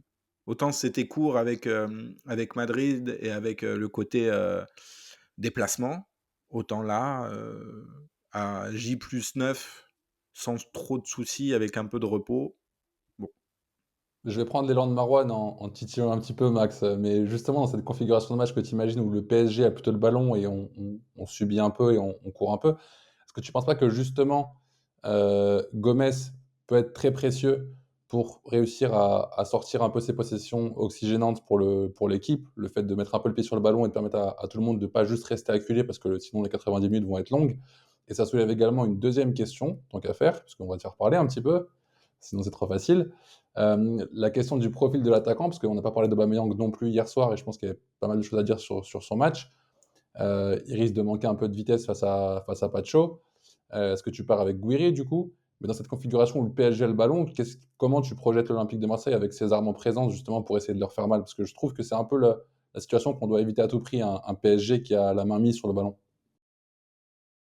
Sur le principe, ce que tu dis sur la fin de ta question est vrai. Moins ils auront le ballon, et je pense moins l'OM sera en difficulté. Même s'ils peuvent te trancher assez facilement, comme ils l'ont fait aussi en Ligue des Champions contre d'autres adversaires, notamment dans la phase finale l'an dernier.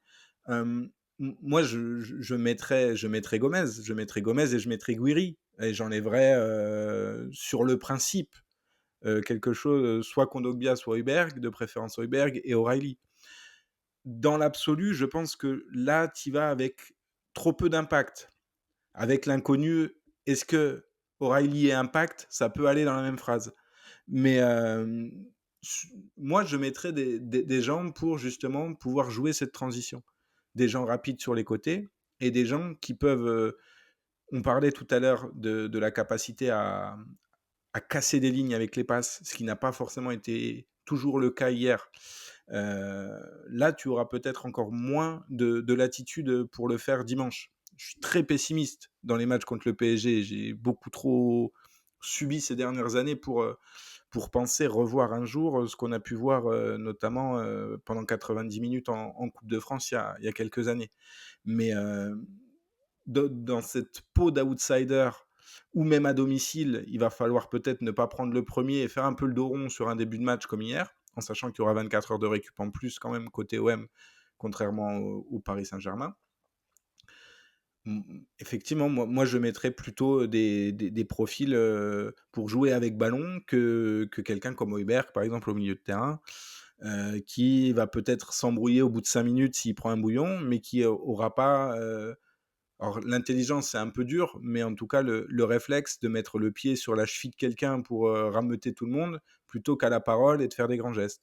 C'est un peu aussi ce qui a manqué hier, et c'est aussi pour ça que j'avais noté la stat de Kondogbia qui était à 4 fautes et qui centralisait grossièrement toutes les fautes du milieu de terrain. C'est-à-dire qu'il a été dépassé, il faisait des fautes un peu inutiles, mais il les a faites. Il a cassé le jeu, et quand il a eu le ballon, il a tenté justement par quelques feintes ou quelques passes de donner un peu d'oxygène, ce qu'il a bien fait. Est-ce que Højbjerg est capable de le faire dimanche? J'ai un gros doute. Donc pour moi, ça serait à lui de sauter. Et on n'en a pas parlé parce que forcément, on ne va pas faire un podcast de 3 heures après ce genre de match, mais le côté statut, alors, il y a eu celui de Balerdi qui a été remis en question il y a quelques temps. Celui d'Højbjerg, il est aussi régulièrement remis en question par rapport à certaines prestations. De Zerbi dit, j'ai pas de statut. Le meilleur jouera. Bon, c'est une partie communication. J'ose imaginer, vu le caractère du bonhomme, qu'il y a une part de vrai. Et on risque peut-être d'avoir, justement, sur certaines rencontres, des surprises. C'est pour ça que je vous posais la question. Il ne faut pas non plus oublier qu'il y a quand même pas mal de joueurs qui sont pas sur le même tempo en termes physiques. Tout le monde n'a pas fait la prépa en même temps. Il y a des joueurs qui sont arrivés un peu cuits. Quelqu'un comme Peshao, par exemple, je parlais d'une titularisation. Je ne suis pas persuadé qu'il a 60 minutes dans les jambes, notamment pour un match contre le Paris Saint-Germain. Donc il y a toutes ces données-là, et des données qui sont un peu obscures pour nous, simples analystes et simples supporters, pour déterminer qui est le plus à même, dimanche, d'être à 100%, parce qu'à mon avis, il va falloir au moins autant cavaler que mardi. Je ne sais pas si j'ai répondu à toutes tes questions, en impro. Très bien, tu as été brillant, Max, bravo. Je peux peut-être me mouiller parce que Vas-y. tout ce que tu as dit c'est vrai, mais je pense qu'on est aussi là pour se mouiller, Max. Vas-y. Et, Je me mouille pas, c'est ça que tu es en train de me dire.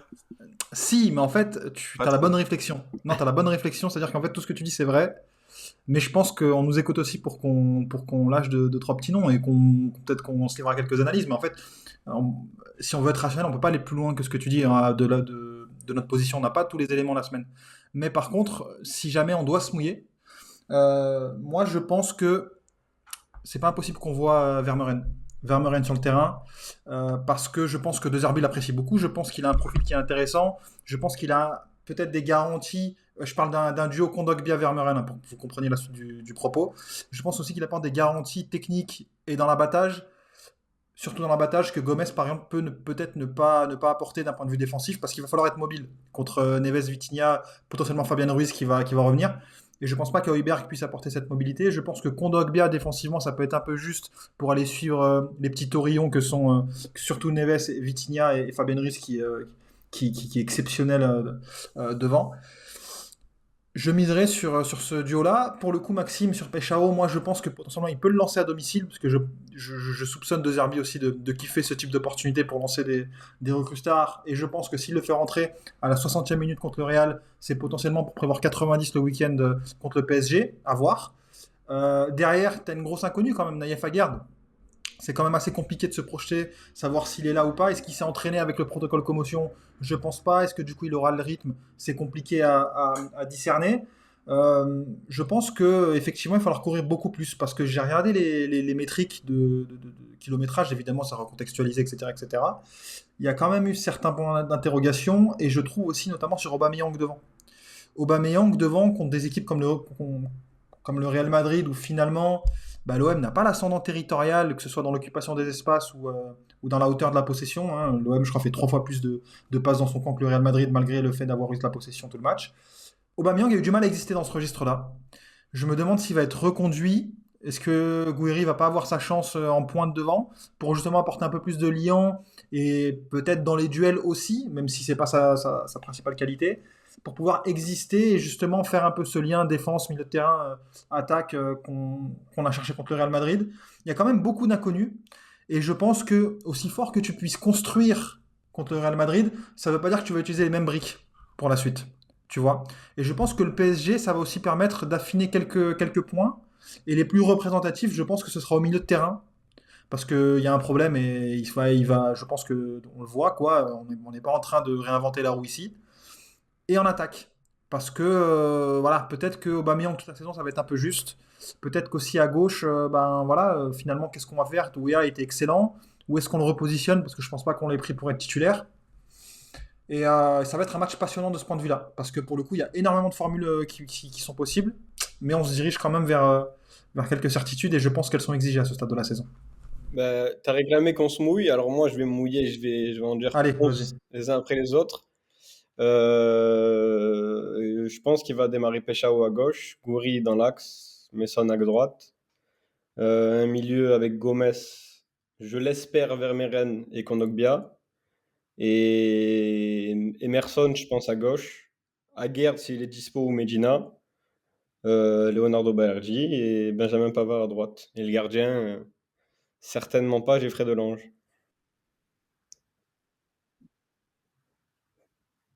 Bah, excellent, toi, Younes, tu pars sur quoi, toi? Et le même 11 qu'Opti, à l'exception de Bilal Nadir à la place de Vermeuren. Donc j'ai un milieu de... non, pardon, j'ai un milieu de terrain Kondogbia, Gomez, Nadir.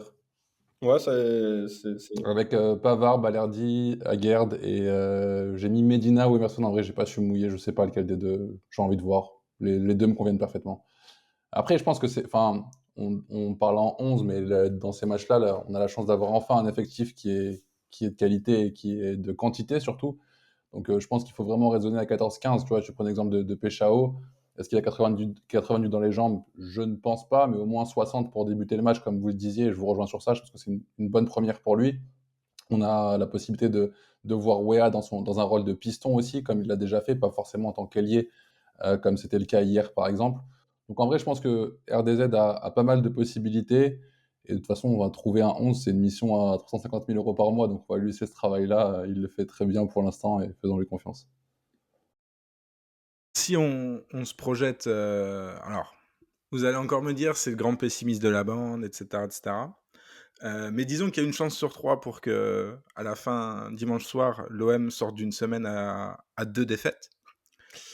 est-ce à votre sens, ce serait très grave, ce serait un vrai problème de sortir de cette semaine avec 2 défaites, en sachant que, pour le coup, on a vu le contenu de la moitié de la semaine? Très grave, non, mais encore une fois, c'est le contenu qui va un peu dicter le bilan. Ce serait décevant, dans tous les cas, je pense, parce que aussi OM que t'es, t'as quand même un niveau d'investissement qui pourrait te permettre d'espérer choper un point, mais encore une fois, il faut resituer ça par rapport au contexte de la saison, et je pense que le début de saison a été mauvais en termes de résultats et même de contenu, et là, ce serait pas étonnant de perdre les deux matchs, mais encore une fois, moi, j'attends simplement qu'à domicile en plus, tu tiennes la dragée auto PSG, et comme le Real Madrid, tu puisses espérer une victoire. Moi, je Je pense qu'il faut prendre au moins un point au Vélodrome. je vais changer ma question pour vous, du coup. Est-ce que, comme à Bernabéu, l'image renvoyée sera au moins tout aussi importante que le résultat? Ou est-ce que là, on reste sur une donnée purement comptable et il faut pas finir cette semaine avec 2 défaites? Younes, vas-y. T'as coupé ton micro, Younes. Ton micro est éteint. Pardon. J'attache beaucoup d'importance au contenu qu'on va proposer et pour le coup, c'est ma seule exigence et ma seule attente que j'ai pour ce match-là. Je dramatiserai pas si on repart de cette rencontre avec 0 point et que tu boucles la semaine avec 2 défaites.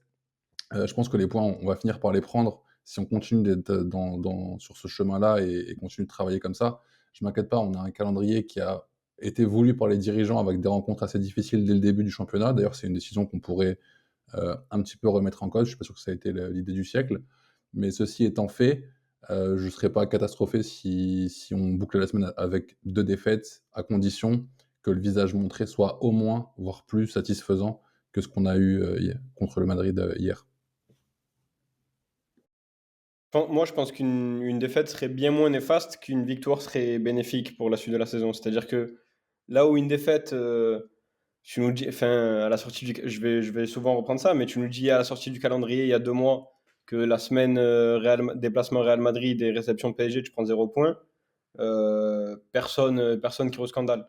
Là, le problème, c'est qu'il y a eu un petit retard à l'allumage au mois d'août en Ligue 1 et une défaite, franchement, comptablement, ça te mettrait un peu dans la panade. Alors qu'une victoire, bah, déjà, tu as le prestige de taper le Paris Saint-Germain à domicile en Ligue 1 ou même de toute compétition confondue. En Ligue 1, on n'a que la victoire en Coupe de France il y a 2 ans et la Coupe de France étant une coupe, tu l'as gâchée au tour d'après. C'est-à-dire que c'est un beau Oui, souvenir, mais il est impossible de le dissocier de ce qui s'est passé au tour d'après. Donc c'est une victoire qu'on peut dire qui n'existe pas. Euh, donc maintenant vient la Ligue 1. Et là, la Ligue 1, ça sera 3 points. Et si jamais tu gagnes à domicile, tu finiras la saison en ayant pris au moins autant de points que le PSG dans les confrontations directes. Et que ça soit dans une production de cette année où tu prends 3 points que tu récupères par rapport à ton début de saison, ou dans une projection l'année prochaine où au moins cette année tu les auras battus une fois. Parce que quand tu vas les jouer, et même ça peut être, tu vas les jouer en trophée des champions, il y a beaucoup à gagner à les battre. Il y a très peu à perdre, encore une fois, c'est comme le Real Madrid.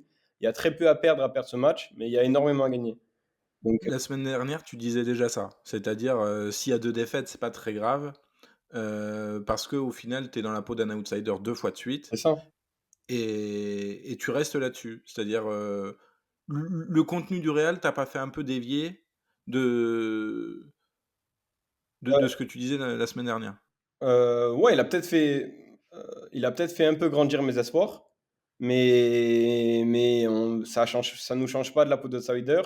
Et les comptes que je faisais il y a une semaine sont toujours les mêmes aujourd'hui, donc j'ai pas tant dévié que ça. Par contre, il y aura une impérativité de résultats sur la suite du mois d'octobre et jusqu'à la prochaine trêve, où là, honnêtement, faudra faire carton plein. Là, faudra faire carton. Si tu gagnes pas contre Paris, il faudra faire carton plein. Et si tu gagnes contre Paris, tu as encore plus de chances de faire ce carton plein. Donc franchement, on a tout à gagner encore une fois et j'ai bon espoir qu'on arrive encore à se créer cette fenêtre pour le faire, en espérant que cette fois-ci, on reste pas devant la fenêtre à attendre. Marwan, même avis? Exactement le même avis. Exactement le même avis. Sincèrement, rien à ajouter. Donc, pas pertinent de continuer là-dessus, je pense, en tout cas de mon côté. Rapidement, pour conclure, dimanche soir, l'OM aura 6, 7 ou 9 points. Alors, ça peut tout changer, mais justement, est-ce qu'il faut avoir un regard sur ce premier bilan comptable avant d'aller à Strasbourg, si je ne dis pas de bêtises? Ou est-ce qu'on va être allé à la deuxième partie du mois de septembre en Ligue 1, on s'en fout un peu parce que, on aura vu des choses rassurantes au-delà de la défaite inaugurale contre Rennes, au-delà de la défaite, très relou, contre Lyon. Le bilan comptable, on sait que le début de saison était un peu haché. Il y a des gens qui sont arrivés plus tard. On regarde pas le classement pour le moment. Non, tu regardes forcément. Parce que quand même, en si peu de matchs, ça fait beaucoup de au-delà de Rennes, au-delà de J'essaie machin, d'être au-delà du. optimiste pour une fois, tu vois? Eh ouais, mais enfin, ton optimisme, malheureusement, il a trahi la réalité de la situation. C'est que l'OM est passé à travers de trop de matchs en ce début de saison. Même si, voilà, entre guillemets, une vision un peu plus long terme exige que tu regardes un petit peu la maturité de l'effectif, la maturité du projet de jeu, le fait que tu as 6-7 joueurs qui arrivent en 48 heures à la fin du mercato. Il n'y a pas de souci, mais au final, à la fin de la journée, il y a 34 matchs cette saison. Il n'y en a pas 48, il n'y en a pas 54. Avec ce niveau d'investissement, tu dois être capable de tenir la dragée haute au PSG. Ça ne veut pas dire être champion, ça veut simplement dire ne pas être trop décroché de la première place. Et là, pour le coup, si tu arrives déjà avec 6 points, je crois que tu seras à 9 points du PSG si jamais tu perds ce week-end. Ouais, Ben, ça si peut tu à aller 9, vite, hein. Il y a des clubs qui sont partis forts, hein. il y a des clubs qui sont partis forts, ça peut aller très vite dans les deux sens, certes, mais pour moi, ce serait insuffisant et ça serait un aveu d'échec sur ce début de saison. Et peut-être le fait que tu n'as pas très bien géré tout ce que tu avais à gérer en ce début de saison. Donc, non, le bilan comptable, il a une importance, surtout que Strasbourg, c'est pas non plus des paysans d'à côté pour être vulgaire. Euh, donc, il y aura forcément une importance, en dépit du contenu, en dépit de tout ce qu'on veut.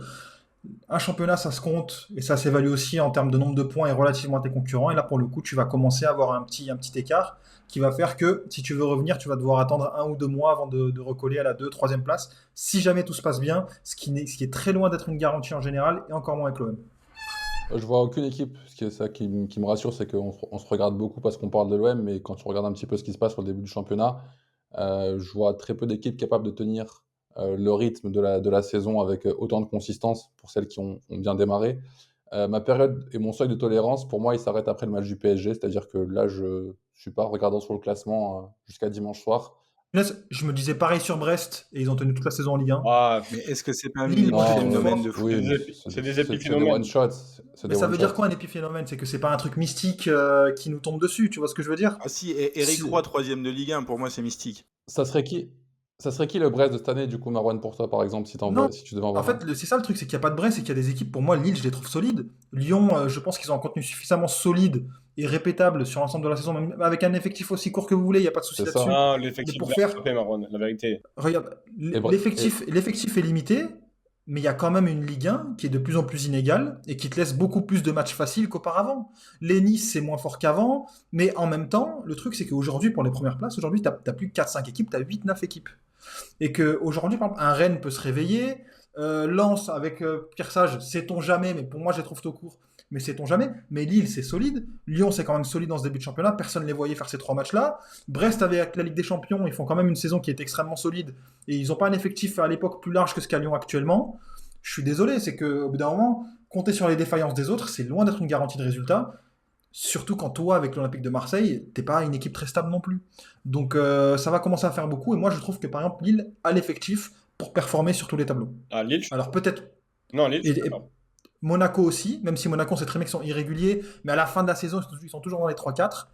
Donc bon, au bout d'un moment, il y a quelques défaillances, mais si derrière, tu as une équipe surprise, Strasbourg par exemple, qui peut aussi faire mal, Ah, ouais, ça va commencer à se réduire quoi, pour les espérances, entre guillemets, de se rattraper sur les faux pas des autres. Voilà, on a dit quoi? On a dit Lille, Strasbourg, Monaco. Derrière, tu peux avoir Lyon, si jamais peut-être ils vont chercher un 9 en janvier, mais déjà là, c'est solide. La Ligue 1, c'est de plus en plus inégal.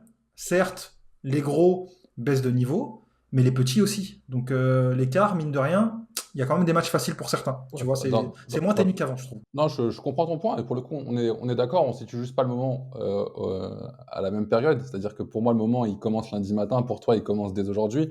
Dans le pire des cas, lundi matin, tu es à 6 points de tous ceux devant toi. Peut-être Lille qui sera 7 points devant Un petit potentiellement. peu plus, ouais, pour Mais il n'y a certains. absolument rien de dramatique. Il n'y a que Lille, je crois, qui peut être à 7 points. Je ne compte pas le PSG, hein, je compte dans les Voilà. clubs que vous avez cités ici. Lyon, c'est 6, donc, je crois, non? Lyon, ils peuvent être à 6 points maximum, ouais, effectivement. C'est pas mal. Oui, mais à la J5, personnellement, je trouve pas ça alarmant, en tout cas. C'est mon propos. Bah, t'aurais pas gagné un seul gros match depuis le début de saison, quoi, qui te dit que tu vas y gagner ensuite. Tu vois, tu peux penser que ce sera le cas, hein, mais au final, à Ah, chaque fois qu'on pensait que c'était le cas, l'Olympique de Marseille, quand même, a été assez régulier dans les déceptions. Moi sincèrement, je suis optimiste cette saison, voilà, qu'on casse le truc direct, mais je trouve que c'est un pari sur des certitudes que tu n'as pas à l'instant T. Tu vois? Du coup, messieurs, est-ce que vos pronostics vont ressembler un petit peu à vos besoins de points, en l'occurrence, et à l'importance que vous mettez à l'aspect comptable? Ça vaut ce que ça vaut, mais la semaine dernière, c'est quand même Marwan qui nous a trouvé le bon résultat et qui, du coup, est le meilleur de nous quatre pour le moment.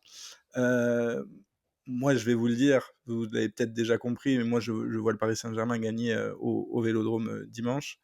D'un écart assez faible parce que je les vois pas non plus extrêmement transcendants, mais je pense que 0-2, c'est quelque chose qui peut être le cas dimanche. Marwan, Moi, je vais être optimiste et je vais pronostiquer une victoire de l'Olympique de Marseille à domicile par un but d'écart. tu avais dit 4-0 à Bernabeu. C'est un tout petit peu Non, j'avais optimiste. dit 2-0. J'avais dit 4-0 contre Lorient et 2-0 mais par contre, je vais Pourquoi faire une c'est 4? confidence.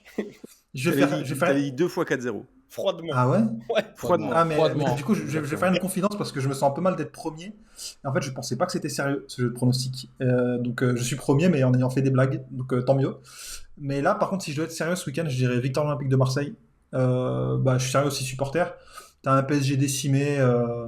Je pense que sur le papier, ils partent devant et y a pas de. Moi, enfin, honnêtement, si demain tu me demandes de mettre ma maison dessus, je vais dire le PSG gagne. Mais je pense que c'est possible que l'OM gagne, alors je dirais 1-0 pour l'OM ce week-end. On rappelle, tu ne Donc, paries ni voilà. maison, ni clé, ni Rien du tout. Rien code, du tout. ni euro. Voilà, exactement. On ne parie rien et on est contre Faites ça. des En tout petites cas, je ligues, parle si ça vous rien excite, du faites tout. des petites ligues MPG, c'est très rigolo entre collègues, Exactement. mais on se contente de ça. Mais Oui, pas voilà, plus. c'était pour l'expression, mais Oui, merci d'avoir fait ce point qui était utile. je sais, t'inquiète. Mais effectivement, oui, là, je me mouille et je mets une petite victoire de l'OM 1-0. 1-0, 2-1, 3-1. La victoire de l'OM 2-1. Wow, Alors, ok. Opti. Pardon, franchement, non, je t'ai coupé. Petit, je t'attends là. J'ai hâte de savoir si tu portes bien ton pseudo ou pas. alors c'est simple. Si je gagne ce petit classement à la fin de la saison, c'est que la saison de l'Olympique de Marseille aurait été extraordinaire parce qu'honnêtement, je ne vais jamais pronostiquer une défaite. C'est pareil pour moi. J'admire ta lucidité, Max. Je suis Je, incapable de je, mettre l'OM perdant sur un match. c'est une chose que je me. J'ose espérer que je serai dernier de ce classement, du coup, parce que je vais pas toujours aller du même côté que vous. Ça veut pas dire que j'y crois à 90%, mais j'aborderai chaque match avec la possibilité que l'OM gagne et je pense que c'est possible à chaque fois. Donc là, une victoire de l'Olympique de Marseille 3-1. Oui, Eh, messieurs. monsieur. Oui, monsieur. J'espère qu'on commencera le podcast la semaine prochaine en disant ils avaient tous raison, sauf Max. Ça voudra dire qu'on aura passé un super dimanche. Merci à Non, mais tous les c'est. trois. C'était encore très très cool. On vous le rappelle, c'était le deuxième épisode. N'hésitez pas, le temps qu'on puisse régler les petits soucis de promotion et de communication. Le plus simple, c'est de vous abonner sur vos plateformes de podcast préférées, vous abonner au projet pour ne rien manquer. Merci messieurs, on se retrouve mercredi prochain pour l'enregistrement et jeudi prochain pour l'épisode 3. En espérant avoir retrouvé la liberté. Et on espère, voilà, si Elon nous écoute, d'ici là, passe un DM. À bientôt. Merci à tous. Merci. À bientôt.